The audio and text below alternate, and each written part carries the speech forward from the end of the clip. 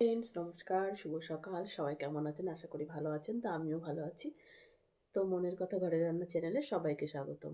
তো আজকে রবিবার, ছুটির দিন। তো আজকে তো আমার ছুটি নেই, আমাকে ডিউটি যেতে হচ্ছে। তো কি করব বলো?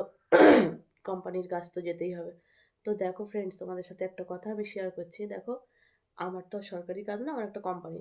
তো সেখানে যদি আমি রবিবারের দিনও ডিউটি যাচ্ছি, তাতেও আমার লোককে বলতে হচ্ছে আজকেও ডিউটি আছে, আজকেও যেতে হবে। এবার কি করব বলো? মানুষের এত কৈফিয়ত, এত কিছু আমাকে একদম মানে ঝালাফালা করে দিচ্ছে। তো যাই হোক না কেন, দেখো লোকের কথায় যদি সব কথা শুনে বসে থাকে তাহলে তো আর হবে না। তো লোকের কাজ করতে গেলে লোকের কথা মতো চলতেই হবে। এতে ঘুম থেকে উঠে পরচর্চা, পরনিন্দা ছাড়া আর কোনো কাজ নেই। কে খাচ্ছে, কে যাচ্ছে, কার বাড়ি কে আসছে, কার বউ কী করছে, এই সমস্ত চিন্তাভাবনা।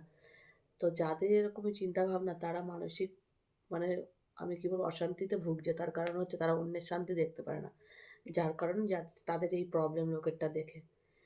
তো সেই জন্য তোমাদের সাথে একটু শেয়ার করলাম, আর তোমাদের সাথে একটু শেয়ার করতেও ভালোই লাগে।